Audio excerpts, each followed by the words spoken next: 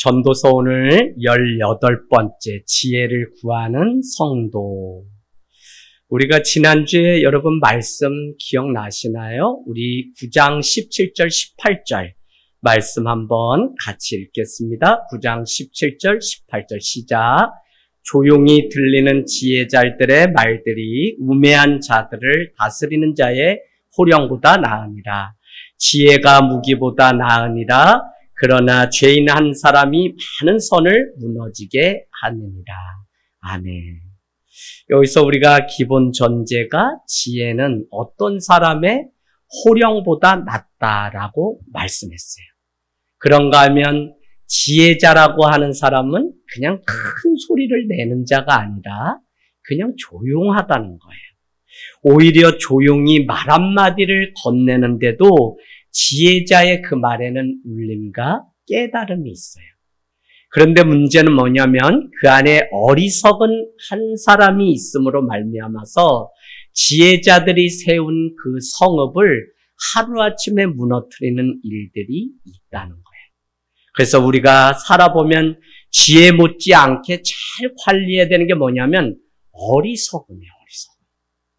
지혜로운 삶을 위해서 평생을 산다고 해도 한 번에 그 어리석음이 인생을 다 망치는 것을 보면 우리는 나의 그 어리석음에 대해서 늘 깨어 있어요. 그래서 어리석은 한 사람 때문에 한 교회가 무너지고 한 집안이 무너지고 한 나라가 무너지는 일들을 우리는 늘 보았기 때문에 전도서가 지혜 있는 자가 되라고 우리에게 말씀하는 건 너무 좋은데 우리가 또 눈여겨서 늘 조심하고 조심해야 되는 게 어리석은 한 번의 그 판단과 그 삶이 그 지혜로 쌓아놓은 모든 성읍을 다 무너뜨릴 수 있기 때문에 우리는 어떻게 해요? 늘 지혜 있는 분별하는 삶을 살아야 돼요. 그래서 우리는 에베소서 6장에 이런 말씀이 있죠? 뭐라고 얘기하냐면 너희는 마귀의 간계를 능히 대적하기 위해서 하나님의 전신갑주를 입으라. 이것을 마틴 루터는 믿는 자는 99%를 하나님을 생각하고 하나님에 대해서 묵상해야 되지만 1%는 사단, 마귀의 관계가 있다는 것을 성도는 늘 깨어서 보아야 된다. 그 마귀가 이 포도원을 다 망칠 수 있기 때문에 농사를 열심히 짓고 수확을 얻는 그 마지막의 결국은 사자가 여우가 그 울타리를 뚫고 와서 다 무너뜨리기 때문에 우리가 어떻게 끝까지 깨어서 살아가야 되는지를 오늘 그 말씀을 이 전도서는 하고 있어요. 그러고 보면 오늘 10장 1절은 더 명확하게 이렇게 말씀하죠. 죽은 파리들이 향기름을 악취가 나게 만드는 것 같이 적은 우매가 지혜와 존귀를 난처하게 만든다는 거예요. 목사님 이게 무슨 말이래요? 향기름은 우리가 잘 아는 향유 옥합 할 때 향유인데 향유는 당시 신약에도 그렇지만 이 구약에는 얼마나 귀한 것이겠어요. 그래서 신약에 예수님의 마지막 죽음을 준비했던 마리아라고 하는 자가 향유 옥합을 깨트려서 하나님 앞에 이것을 드렸는데 제자들을 비롯해서 많은 사람들이 너가 왜 이 비싼 것을 허비하냐고 책망하는 장면이 나와요. 더구나 1년을 마야 되는 300데나리온에 되는 그 향유 옥합을 깨트려서 주님 앞에 드렸던 것을 우리가 보면 오늘 이것은 어리석은 행동이 아니라 많은 사람들은 눈으로 왜 허비하냐고 말하지만 예수님은 분명히 마리아에 대해서 오고 가는 세대가 그 이름을 기억하리라고 말씀하고 있어요. 참 그런 거 보면 세상의 사람들이 볼 때는 어리석어 보이고 또 이래요. 그냥 너 왜 헌금을 하냐? 너희 먹고 살기도 바쁜데 이렇게 얘기한다고 세상 사람들은. 근데 우리는 하나님이 상 주실 것을 믿고 하는 것처럼 마치 세상이 보는 기준과 우리가 살아가는 삶의 방식은 완전히 다른데 심지어는 예수님의 마지막을 준비했던 마리아조차도 그 비싼 향유옥합을 깨트려서 향기름을 깨트려서 주님의 발을 씻겼던 것을 우린 잘 알고 있어요. 자, 그런 의미에서 오늘 10장 1절은 그 비싼 향유라고 해도 거기에 파리 한 마리가 빠져 죽음으로 인해서 이 향유는 더 이상 소중한 게 아니라 못 쓰게 됐을 뿐만 아니라 뭐가 난다고요? 악취가 거기서 난다고 10장 1절은 말씀하고 있어요. 이게 무슨 비유예요, 목사님? 이 말씀은 결국 지혜로운 성읍이 있다고 해도 그 지혜롭지 못한 우매한 한 사람으로 말미암아 다 무너지는 것처럼 오늘 그 향유가 그렇게 귀해도 오늘 파리 새끼 한 마리가 거기 빠져 죽음으로 인해서 악취가 나고 더 이상 이것은 쓸 수 없는 것처럼 바로 지혜도 중요하지만 우매함, 이것을 잘 우리가 관리하고 살아가는 일이 중요하다는 거예요. 집사님 이거 이해되시는 거예요 지금? 예.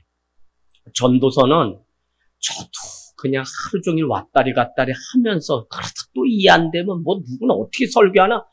나 전도서 이거 괜히 했다니까. 근데 이번에 해보니까 헤아려 모든 것이 헛되다는 그것 때문에 정말 우리에게 종말론적인 신앙.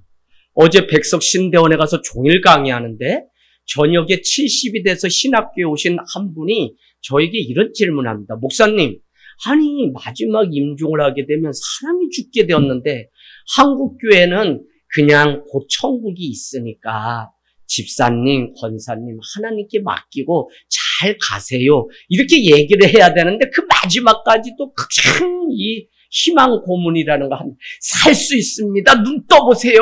권사님 막 이러는데 목사님 이게 신앙적으로 맞나요? 이런 중요한 질문을 해요.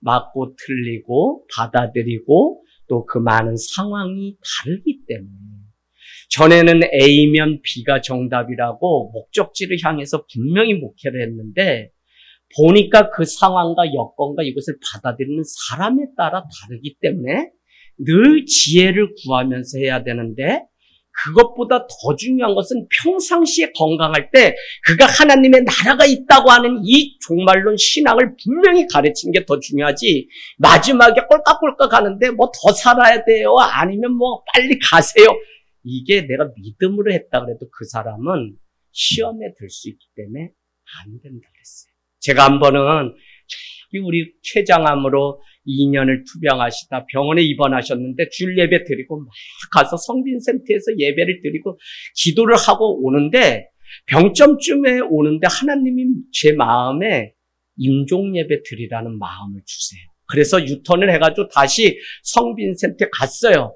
그러면 거기 가서 제가 이제부터 임종 예배 드리겠습니다 할 수도 있겠죠. 저는 안 해요. 하나님께 지혜를 구하며 가족들이 이제 애기 신앙인데 뭐라고 했냐면 찬양 부르고 제가 말씀 전하겠습니다 하고 찬양 부르고 말씀 전할 때 목사님 저는 이제 하나님께 가야 됩니다.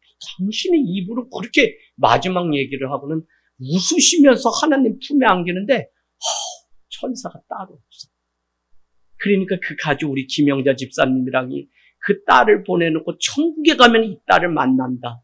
더구나 목사님이 그래도 그냥 그렇게 떠나면 아니라 1년에 한두 차례 꼭 명절이면 내 부모를 보러 가는 것처럼 성도의 산수에 제가 다 다녀오죠. 이제 지금 6분 정도 되는데 그러니까 그냥 더 이 부활에 대한 신앙이 있으니까 86세 되시는 우리 집사님이 그렇게 마지막까지 주님 앞에 살다가 딸을 만난다는 소망이 더 강해지죠.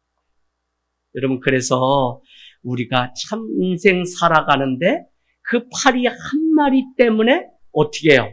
그 비싼 향유 기름이 아무 소용이 없는 것처럼 아무리 지혜로운 삶을 살았다고 해도 우매한 그 사람으로 인해서 10장 1절은 지혜와 존귀를 난처하게 만드는 일들이 있다는 거예요. 뭐 사람 뭐 있어요? 아니 저 사람 좋은 사람이야. 저 사람 믿음이 있어. 그런데 그 한 번의 실수로 인해서 저 사람 왜 저러지? 이게 다 우리 세상이에요. 제가 여러분 사랑해요. 그렇게 막 이래도 제가 만약에 뭐 여러분에게 뭐라고 한마디 하면 그 한마디 때문에 목사님 안녕히 계세요. 갈 길이 다르네요. 목사님 빠이빠이 이러지. 그리고 그 한 번이 사람을 그렇게 하는 거예요. 바로 이 우매라고 하는 게 지혜 없음이 그렇게 인생을 지혜를 난처하게 만드는 파리 한 마리와 같은 역할을 한다. 이해되시죠? 자, 그래서 우리는 오늘 그 악취가 나고 그만큼 우매하고 미련한 자가 오히려 지혜와 종기를 난처하게 만드는데, 그러기 때문에 지혜롭게 사는 것 당연히 중요하다고 전도서는 계속 말씀하지만 어리석음에 대해서도 잘 다스리는 일이 얼마나 중요한지 모른다는 거예요. 평생 쌓아온 것이 어리석음으로 인해 하루아침에 무너지는 것을 보면 우리가 다 알 수 있어요. 한 번 실수로 인생을 무의로 만드는 것을 우린 주변에서 너무 많이 와요. 평생을 이 귀한 향유를 모았다고 해도 파리 한 마리가 거기 빠져서 악취를 내면 이것은 아무 소용이 없게 되는 것처럼, 우리는 일을 많이 하는 것 중요한 것이 아니라 어리석은 한 가지 일을 안 하는 것이 때로는 더 중요할 수가 있어요. 이해되세요? 한 번에 그 말 그거 관리 못해서 우리가 힘들고 늘 그러는 거지. 그런 거 보면 참 우리가 사는 게 쉽지 않아. 그런데 좋은 관계를 맺고 사는 것이 피터 하디스는 최고의 승리다, 이렇게 얘기해요. 그런가 하면 그리스도인이 된다는 것은 온전한 관계를 맺고 사는 것이다. 다 깨졌잖아. 부자지간 사제지간 다 깨졌는데 우리가 그리스도인이 된다는 것은 온전한 관계를 맺고 사는. 그러니까 우리에게 얼마나 살아가면서 지혜가 필요한지. 그러니까 요새 잘 됐어요. 수요일은 아주 그냥 막 쉐란 마우스 그냥 말 조심하라고 얼마나 이경환 목사님 막 거품을 물면서 야 피곤하다 좀 자자, 이제 좀 가서 말씀 안 끝나요. 막 1시간씩 그냥 막 거기다 또 주여 삼창하고 기도회까지 하니까 어떨 땐 나도 뒷골 잡고 오늘은 너무 좀 과했어. 적당히 하지. 그런데도 어떻게 해요? 그냥 이 지혜는 말과 직접적으로 가요. 왜? 어디에 나와요?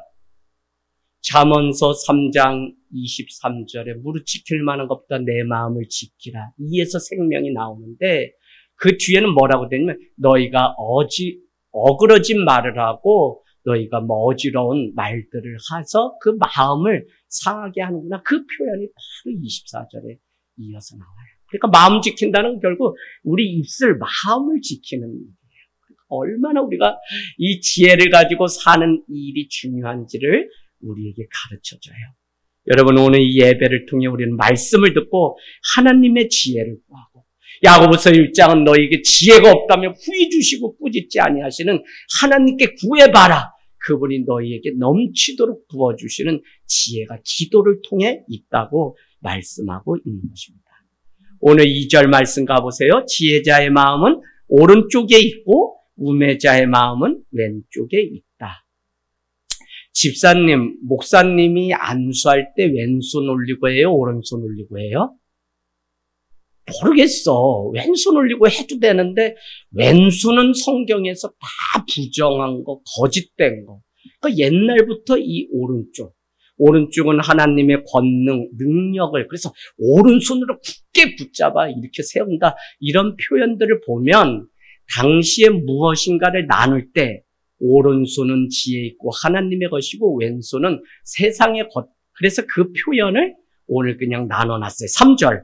우매한 자는 길을 갈 때도 지혜가 부족하여 각 사람에게 자기의 우매함을 말한다고요.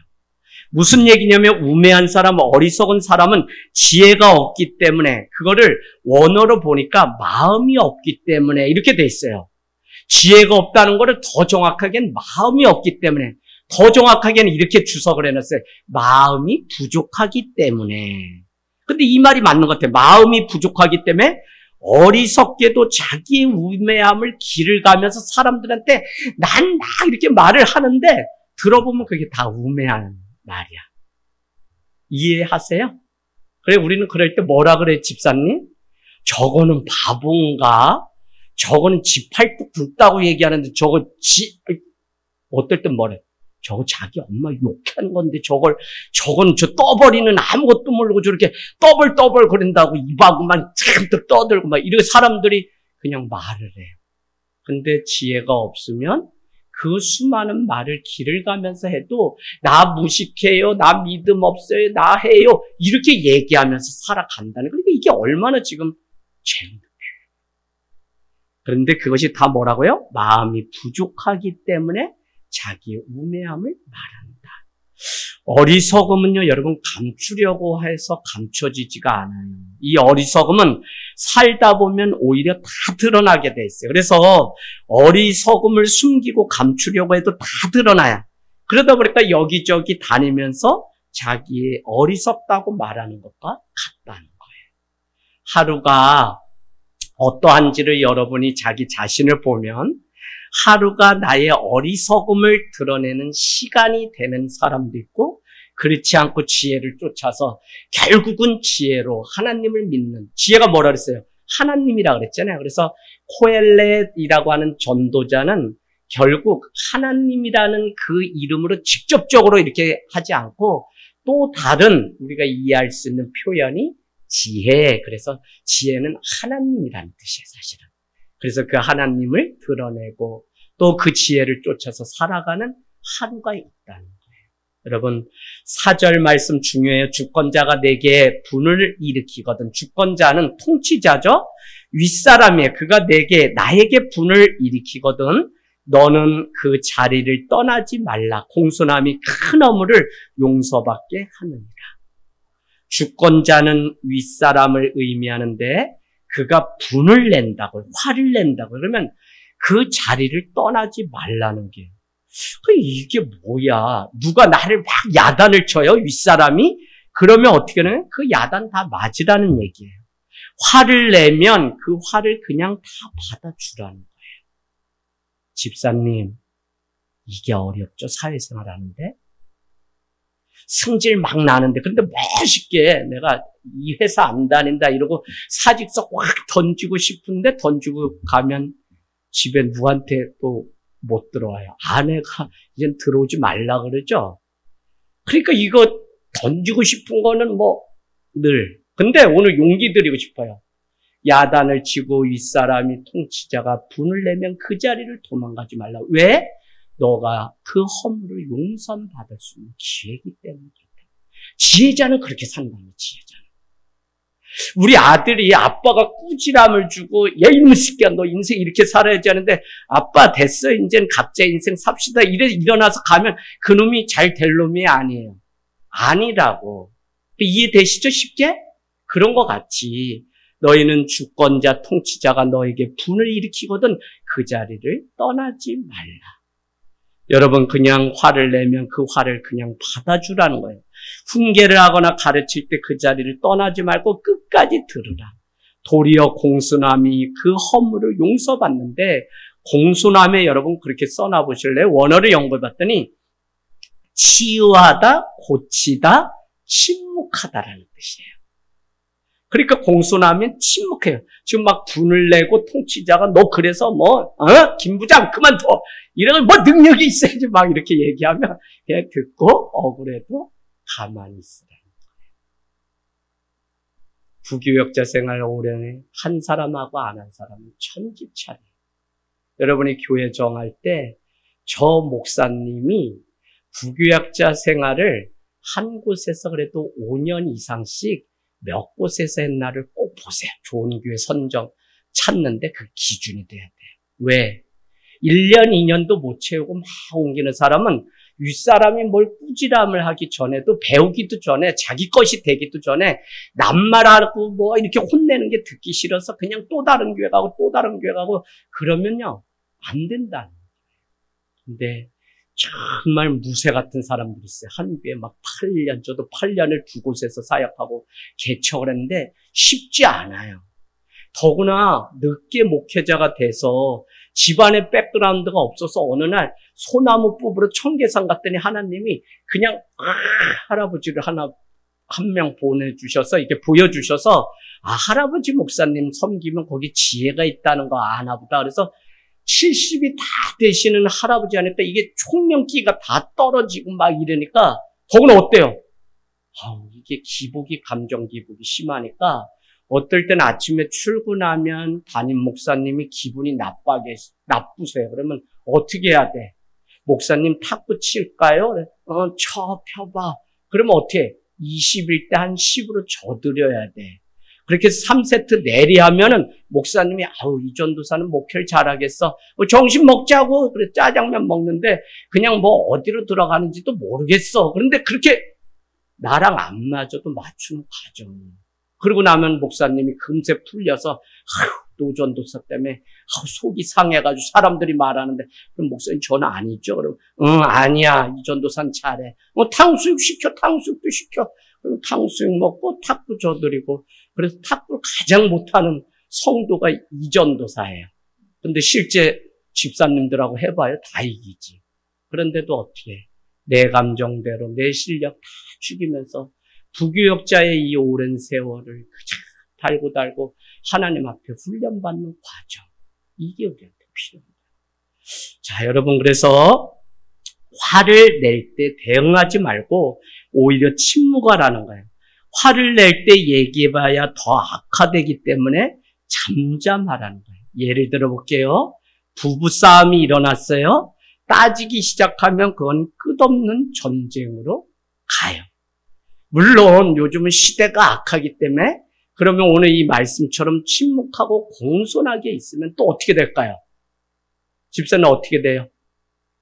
입 떴다가 뭐해? 그러면서 뭐 생각을 좀 해봐 막 또 이렇게 얘기하기 때문에 잘 상황을 봐야 되는데 근데 또 이걸 빨리 무마시키려고 권사는 다 옛날 얘기가 젊었을 때 미안하다고 빨리 얘기하면 또 뭐가 없대 거기에. 진정성이 안 느껴진다는 거야. 그러면 싸움이 나면 저 사람이 왜 저렇게 할까? 가만히 헤아려 보라는 거야. 침묵하면서 같이 화로 내지 말고. 근데 그때 주의할 게 뭐예요? 빨리 사과해도 안 되고 타이밍이 그래서 중요해.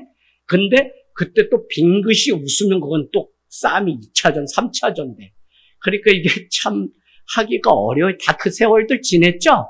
지금이나 여보 사랑해 이런 거 하지 다 그 세월들 겪었어요. 근데 어쨌거나 오늘 말씀은 주권자가 너에게 분을 내고 화를 내면 너는 그 자리를 떠나지 말라. 오히려 침묵하라. 큰 허물이 용서를 받을 수 있다는 거예요. 여러분 내가 5절에는 해 아래서 한 가지 재난을 보았는데 곧 주권자에게 나오는 허물이라. 6절 우매한 자가 크게 높은 쥐들을 얻고 부자들이 낮은 쥐를 얻는도다.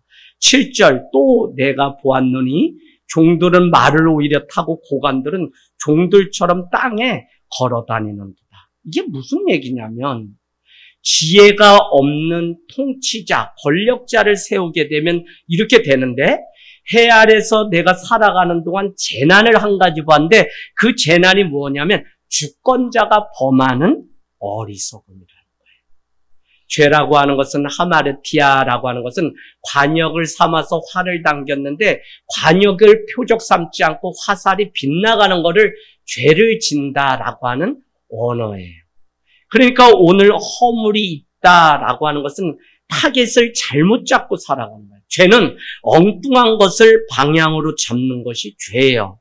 그러면 허물에는 두 가지 의미가 있는데 한 가지는 살다가 나도 모르게 짓는 단순한 실수도 허물이지. 우리 그런 거 다 있어요. 그런데 여기서 통치자들이 허물이 있다라고 하는 이 허물은 두 번째 의미로 의도된 죄를 짓는 것을 허물이라고 얘기해요. 그러니까 오늘 여기서 주권자의 허물은 의도적인 범죄인데 이것이 큰 재앙이 되고 재난이 된다는 거예요. 그래서 우리가 저녁마다 늘 누구를 위해서 기도해요? 위정자, 주권자를 위해서 성도는 늘 기도해요. 왜? 그 한 사람이 허물로 인해서 많은 사람들이 백성이 재난을 당할 수 있기 때문에 늘 우리도 깨어서 나라의 임금들을 위해서 기도하고 오산시면 또 시장을 위해서 기도하는 이 일들이 우리에게 필요하다는 거예요. 그렇지 않게 되면 그 한 사람의 어린 석음으로 온 백성이 재앙을 겪는데 어떻게 통치하냐면 그 통치라고 하는 것은 질서를 잘 지키게 하는 게 통치인데 이 사람은 어떻게 하냐면 6절, 7절에 보니까 어리석은 사람을 크게 높은 쥐에 올려놓고 부자는 완전히 바닥에 내려놔서 자기 마음대로 사람들을 막 이렇게 등용하고 하는 것들을 이렇게 표현하고 있어요. 그런가 하면 우리는 그 어리석은 사람은 실력도 인격도 안 되는 사람을 높은 지에 올려놓고 그것이 온 백성에게 재앙이 된다는 거예요. 이 어리석음, 지혜가 없는 권력은 정상적인 질서를 다 무너뜨리기 때문에 뒤집어 놓는 이 재앙의 수준이 바로 이겁니다. 그래서 그 사람은 어떻게 해요? 종들은 저 말을 타고 저기 위에 올라가게 하고 어느 날 고관들은 그냥 땅에 기어서 이렇게 사람을 막 자기 마음대로 막 하면 그게 어떻게 해요? 한 위정자 때문에 온 백성이 재앙을 겪는다고 얘기해요.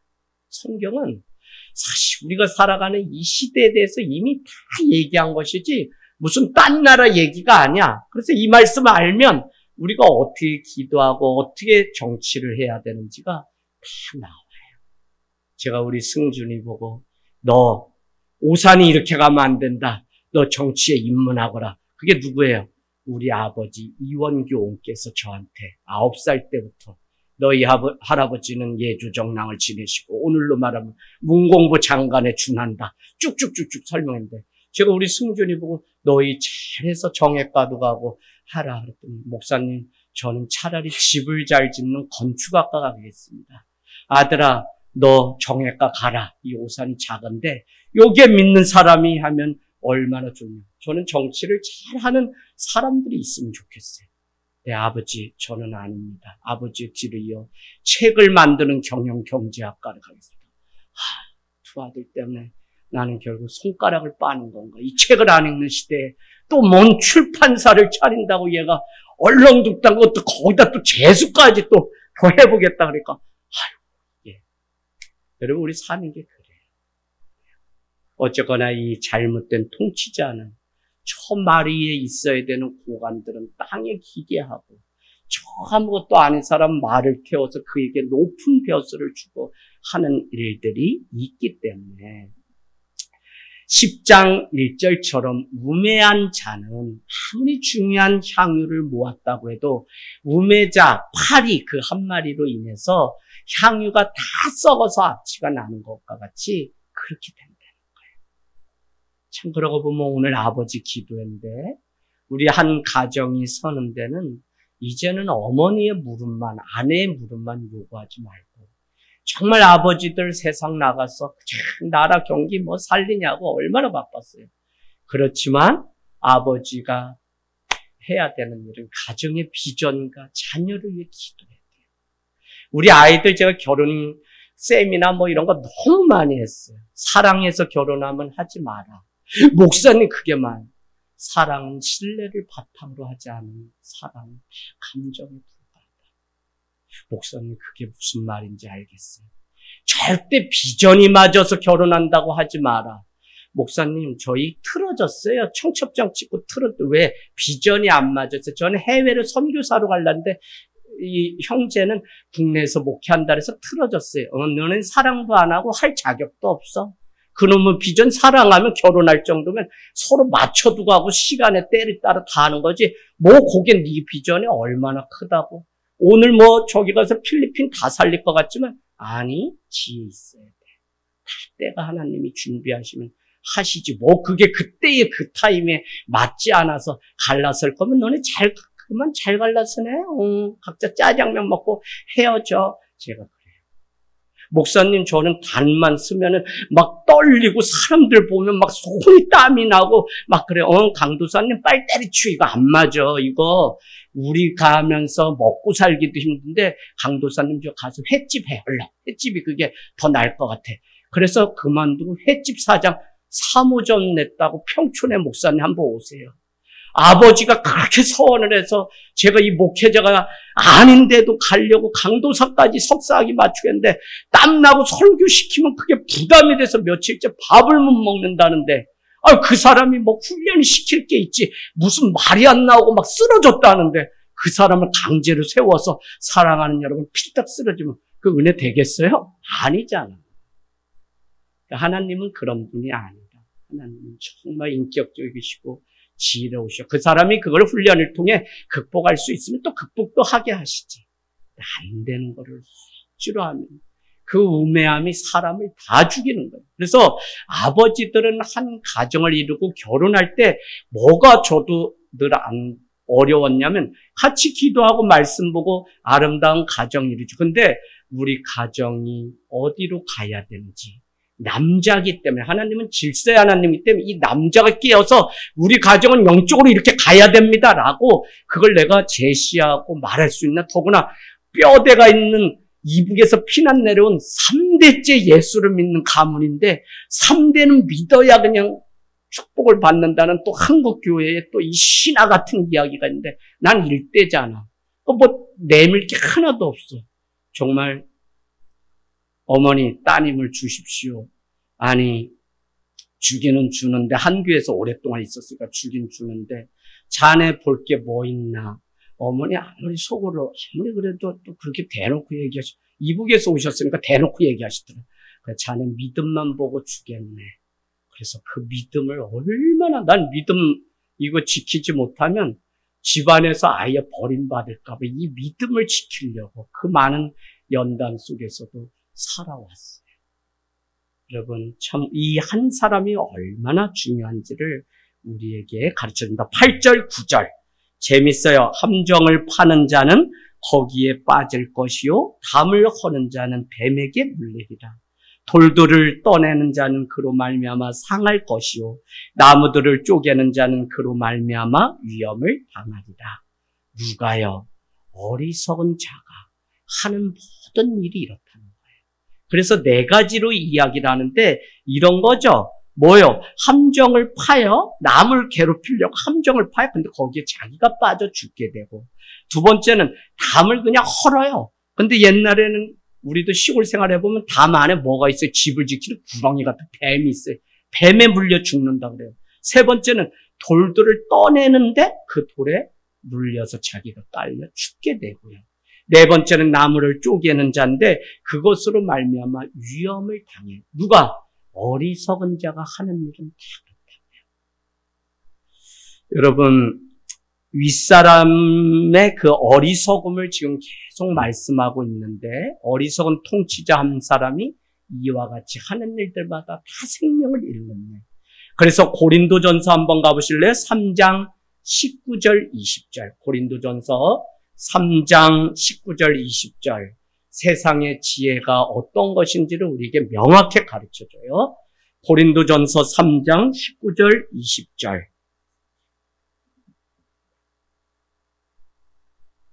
네, 고린도전서 3장 19절 20절 우리 같이 읽도록 하겠습니다. 시작.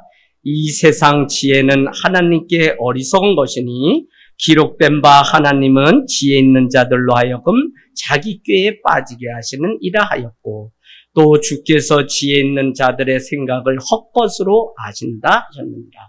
그러니까 뭐냐면 세상의 지혜는 아무리 똑똑하다고 해도 자기의 꾀에 자기가 넘어진 지혜일 뿐이에요. 오늘 돌담을 빼내고 또 함정을 만들고 하는데 결국 나무를 쪼개고 하는데 결국은 자기 생명만 잃어버리는 게 이게 어리석음이에요. 그래서 세상에서 내가 박사고 똑똑하고 내 팔뚝이 길다 우리 집안이 뭐다 아무리 자랑해봐야 거기에 걸려 넘어져요. 형님 우리 시골에 가면 몽골같이 땅이 넓어. 그래서 돈이 값이 없을 뿐이지 땅이 엄청 넓어. 난 거기에 뭐 할까 꿈이 있어. 형님이신 목사님이 나인데 아유 그까지 그 손으로 이렇게 몇 번 빗자루질하면 되는데 그걸 나는 몽골만은 땅이 잘해가며 있어. 형 거짓말하지마 무슨 땅이 있어. 아니야 태평양 같은. 그 옛날에 뭐라 그래요? 일본 사람들이 다 버리고 막 가죠. 적산가옥이라 그러죠. 그때 그냥 나란 일이라도 좀 하던 사람들은 이 돌아가는 걸 알아서 거기다 태극기 꽂고 내 땅이라 그러면 내 땅이었던 시대가 있어요. 그때 아버님이 얼마나 많이 드셨는지 땅이 진짜 많더라. 그러니까 내가 똑똑하다는 것도 누구 만나보면 또 아무것도 아니고 내가 살만하다 그래도 그것도 또 부끄럼 당하게 하고 그러니까 세상에서 자랑할 것이 우리는 아무것도 없어요. 시편 40편에 19절입니까? 나는 가난하고 궁핍하나로 시작해요. 그래서 다윗은 내가 수렁에, 내가 깊은 웅덩이에 빠졌을 때도 주님이 나를 끌어올리시고, 내가 가난하고 내가 궁핍할 때도 주님이 나를 이렇게 세웠다. 내가 주님을 찾는 자는 주님은 그 사람을 기쁘게 하고 즐거워하며, 주님의 구원을 자랑하는 자는 그 인생의 입술에 하나님은 위대하시다라고 하는 고백을 먼저 주시다. 우리 한번 가보세요. 시편 40편. 오늘 아침 장혜선 집사님 가정에 가서 예배를 드리는데 이 말씀이 얼마나 40편 16절 17절 주를 찾는 자는 다 주 안에서 즐거워하고 기뻐하게 하시며 주의 구원을 사랑하는 자는 항상 말하기를 여호와는 위대하시다 하게 하소서. 40편 17절 나는 가난하고 궁핍하오나 주께서는 나를 생각하오니 주는 나의 도움이시오 나를 건지시는 이시라. 나의 하나님이여 지체하지 마시고 당신의 뜻을 나를 통해 이루소서라고 하는 다윗의 그 고백이 나옵니다. 여러분, 우리는 담을 헐다가 자기가 깔려 죽고 우리 안에 일어나는 많은 불상사는 사실 어리석음, 나의 어리석음 때문에 당하는 일이 많아요. 사람의 지혜로 우리가 산다고 하지만 사람의 지혜는 가만히 여러분이 보셔야 되잖아요. 내가 하나님의 얼굴을 구하고 가만히 앉아서 이 가을에 뭐를 해야 되냐면 그게 어디에서 발로가 일어난지, 내가 상처, 내 아픔, 내가 무슨 이런 거 많은 일들 있잖아요. 그런데 그 많은 것들이 가만히 보면 자기 욕심과 자기 꾀에서 나왔다는 사실을 우리가 알게 되면 스스로 포송줄에 묵혀서 죽는 그런 인생이 아니라 진정으로 자유하게 하는 것이 하나님이심을, 그래서 하나님의 지혜로 더 가까이 가서 내 인생을 다시 주님 안에서 건축자 되신 모퉁이돌 되신 예수 그리스도로 인해서 다시 사는 인생이에요. 목사님 한 번도 시험에도 들지 않고 내가 그냥 꾸준해서 신앙이 늘 이렇게 계속 갔나요? 안 그래. 목사도 결국은 은퇴하시는 목사님이 목회 평생 했는데 결국은 내가 나를 목회하는 게 목회더라. 그런데 어느 날은 저희 왜 저래? 왜? 진짜 이렇게 하나를 주면 두 개는 그래도 줘야지 이런 마음이 목사들도 다 있지 왜 없겠어. 그러니 마귀 섭섭이 요 때려잡냐고 늘 앉아서 그냥 오면 기도하고 주님. 그러면 주님이 그래. 야, 니 이제 인생 50년인데 뭘 얼마나 살았다고 아직도 받지 못해서 못해서 이러냐? 아이고야, 니 멀었다. 하나님 저 멀었습니다. 또다시 주님 앞에. 그러니까 뭐야? 매일 내 마음을 살피고 그날 나는 다시 예수 그리스도로 인해서 죽었다. 다시 태어나서 그날이 첫날이야. 맨날 첫날이야. 요게 또 엄청 괴로워. 난 왜 이거밖에 안 되지? 이래서 깊은 소울에 나는 믿음도 이렇게 없는 것 같은데 내가 어떻게 사람들을 끌고서 천국까지 갈 수 있나? 이 시련의 과정을 다 거쳐야만 이제 내 속에 번민도 없고 잠잠하게 여기에 그냥 하나님의 평강으로 차지 안 되더라고. 나인데 누가 전화가 왔어. 목사님, 청빙을 받았는데 어떻게 할까요? 목사님은 어떻게 하고 싶으세요? 목사님 개척한 지 얼마 되세요? 2년 반. 그럼 그거 질문하면 안 되지 않냐? 왜요, 목사님? 저를 간절히 그 교회가 원하는데. 그래, 예를 들어볼게. 너가 전도의 은사가 있어. 그러니까 그 교회가 전도를 잘하는 목사님이 필요해서 목사님 우리 교회 담임 목사님 해주세요. 너 전도 다 끝나면 너 그냥 없는 거야. 이해되니? 이해 못하지? 개척교회는 그냥 거기서 너가 뼈 먹고 죽는다는 심정 아니면 한 교회 절대 일어나지 않아. 무슨 목사 됐으니까 내가 대우받아야지가 아니라 그냥 개척교회 목사는 머슴의 신학으로 끝까지 가야 그 교회가 그 다음 세대가 또 세워지지. 안 돼. 너가 너 것 챙기려고 벌써 세상에 2년 반밖에 안 돼. 목사가 써온 거야. 내가 혼냈대. 그걸 무슨 청빙 와서 네가 능력 있다고 자랑하려고 그러는 거 왜 그래? 그런 소리 좀 하지 마. 그냥 제가 뭐라 그랬어. 그랬더니 목사님 죄송해요. 나인데 죄송한 게 아니라 성도들하고 야, 어떨 때 우리가 성도보다 믿음이 없어. 성도들은 이 교회 세우려고 눈이 막 빠지라고 살아가는데 목사는 그 딴 생각을 하고 있으면 그거 얼마나 죄야, 너. 지금 우리가 맨날 이거에 쏘가가지고 세상 가운데 어떻게 하려고 그래. 그랬더니 목사님 탁 쉬는데 입에 청빙 이거는 하지 않겠습니다. 그래, 그렇게 사는 거야. 여러분, 순간 넘어지고 참 믿음이 있다는 것은 지혜가 있고 그 때와 시기가 언제인지를 잘 아는 이것이 너무 중요해요. 10절 말씀. 철 연장이 무디어졌는데도 나를 갈지 아니하면 힘이 더 드느니라. 오직 지혜는 성공하기에 유익합니다. 세상 살아가면서 어리석은 사람은 그냥 열심히만 살면 되는 줄 알아. 철 연장이 무디어서 지금 잘려지는 게 없으면 그 연장을 갖다가 나를 갈아야 되는데 그냥 열심히만 막 한다는 거야. 누가? 지혜 없는 자는 그렇게 산다는 거야. 우리가 주님 안에서 막 살려고 하지만 안 되잖아. 그래서 우리 삶의 윤활유가 뭐에? 성령인데 이 성령의 충만함이 없이 그냥 어떻게든지 막 해보려고 그러는데 이게 내 삶이 삐걱삐걱 돌아가지도 않아. 그러면 뭐가 필요한지를 얼른 하나님 앞에 알고 여기 기름치는 일을 해야지. 이게 안 되니까 그냥 이해하시죠? 오늘 철 연장이 무디어졌는데도 나를 갈지 아니하면 힘만 더 든다고요. 이게 세상 살아가면서 어리석은 사람의 열심이에요. 무디어졌으면 잠시 멈춰서서 나를 갈아야 하는데 열심히만 사는 거예요.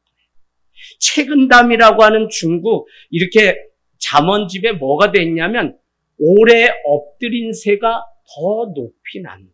그럼 이 말은 참 그냥 고사성어지만 생각해봐요. 뭐야?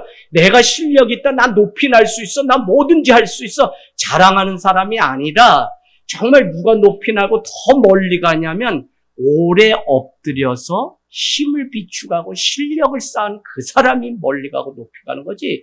나 뭐 채워지기도 전에 벌써 뭐 할 수 있다. 막 이렇게 어리석게 자랑하는 사람 다 무너져. 그리고 최근 다음에 또 뭐가 있어요? 못생긴 나무가 산을 지킨다. 자기 잘났다 힘 있다는 사람들은 다 그냥 팔려가고 벌목으로 가든지 뭐 하고 못생긴 산 꾸불꾸불한 나무들만 그 산을 지킨다. 이것도 다 생각해봐야 될 말이에요. 인생의 지혜지. 바로 그런 거예요. 자, 그래서 우리가 하나님께 지혜를 구하고 믿음을 가지고 사는 것은 내 열심이 아니라 하나님의 지혜로 우리는 살아야 돼. 그렇지 않으면 내 열심, 내 노력으로 살아가다 보면 더 힘만 들어요. 내 삶이 지금 힘들고 버거움이 있다면 나를 뭐 정지하고 그럴 필요는 없지만 하나님 앞에 가만히 멈춰서서 내가 무엇으로 살아가는 삶인지. 때로는 목회자가 자기 인정의 그 욕구 때문에 이 힘든 세월을 살면서 자기 부인을 위해서 나는 아무것도 아니고 나는 아무리 내가 했다 그래도 공로가 없고 하나님의 전적인 은혜라고 말하기까지는 이거는 말로는 고백할 수 있지만 정말 나를 내려놓지 않고는 이 말을 우리가 못하잖아요. 스스로 내가 속이는 거지. 그러니까 우리도 우리 신앙에 이 어려움이 왔다면 내가 지금 갈아야 될 연장이 무엇인지 지혜로운 사람은 그냥 바로 멈춰서 가는 게 능사가 아니고 열심히 사는 게 능사가 아니고 지금 내가 쳐야 되는 부분이 무엇일까? 왜 관계가 삐그덕거리지? 여기에 쳐야 되는 게 무엇일까? 뭐가 필요할까? 여러분, 어리석은 사람은 인생의 헛팀에만 힘을 헛된 것에만 쓰면서 살아가는 것을 오늘 그렇게 얘기해요. 욕심을 내면 자기 생명을 갉아먹는 일인데 미련한 줄 모르고 그렇게 과욕을 부리며 사는 삶. 성공이 인생의 목적은 아니지만 오직 지혜는 성공하기에 유익한 우리의 삶을 확장시켜주는 것이 지혜라는 거예요.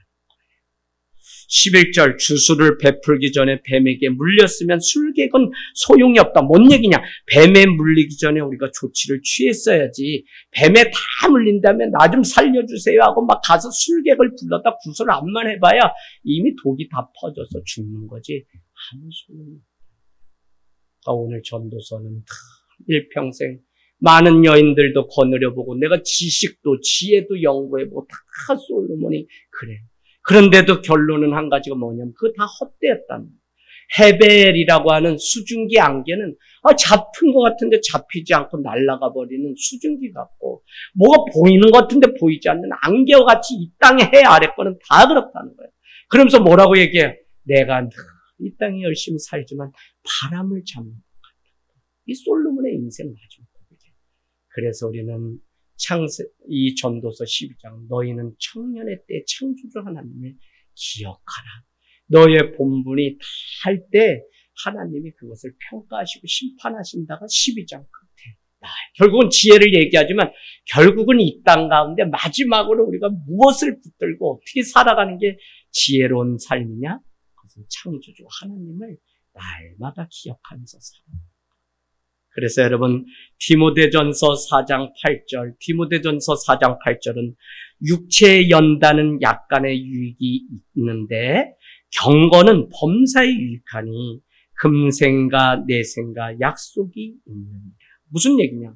이 땅에서 우리가 살아가는 그 연단은 약간의 유익은 있다. 그런데 우리가 받아야 되는 건 뭐냐? 정말 하나님 앞에 경건에 이르는 그 연단. 그래서 오늘도 하나님 믿으면 그렇잖아요, 우리가. 그냥 늘 평안하고 늘 고유하고 하는 일이 이제는 다 되는 것 같은데, 우리는 룻기를 보면서 늘 고백하기를, 이 땅 가운데 주님이 호각을 불고 마지막이라고 할 때까지는 미리삭, 보리삭을 주워 먹어야 되는 이 일들이 우리 삶 가운데 늘 있어요. 여러분, 이걸 보고 싶으면 저기 세교회 가면 서울 보리밥이 지금 오산시 핫해요. 보리 그림이 쫙 그려져 있더라고. 나 이번에 갔는데 여러분, 거기 앉아서 사진 한 장 찍고 룻을 고백하고, 이 광야 속에 이 이삭 한 돌 한 에바를 죽게 하신 하나님, 그게 믿음 때문에 얻는 지혜고, 느린 것 같고 답이 없고 내 열심으로 가서 막 아침부터 저녁까지 죽으면 되는 것도 아니라고. 톨스토이의 그 책 중에 이런 책이 있어요. 돼지라고 하는 그 펄벅, 돼지. 거기에 이런 내용이 나와요. 다 기독교적인 얘기인데 그냥 이렇게 얘기해. 너가 오늘 밟는 모든 땅을 다 주겠다. 그랬더니 한 젊은이가 아침부터 저녁 늦게까지 그 땅을 다 내 땅하고 밟았다는 거예요. 그러나 그 해가 뉘엿뉘엿하자 먹지 않고 종일 뛰었던 그 청년은 죽음으로, 시체로, 인간의 부질없는 욕심이 어떤 것인지를 그 소설은 우리에게 얘기해요. 느린 것 같아요. 미련한 것 같아요. 그러나 하나님의 지혜로 사는 이것이 영원을 사는 하나님의 놀라운 비법이에요. 우리 오늘 이 시간 주님, 하늘땅교회가 정말 주님의 그 가치, 하나님의 그 나라에, 하나님 나라의 백성으로 우리가 살아가야지.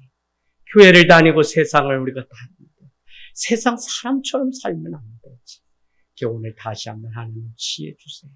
어떻게 사는 게 주님을 위해 사는 것인지 또 알려주시고, 벌써 2026년 11월에 시작되었다는데 마음에 결단하고 또 영혼 살리고 생명 얻는 지혜로운 자가 될 수 있도록 우리 같이, 또 군대가 있는 아이들 고3들에서 같이 하나님 앞에 기도하고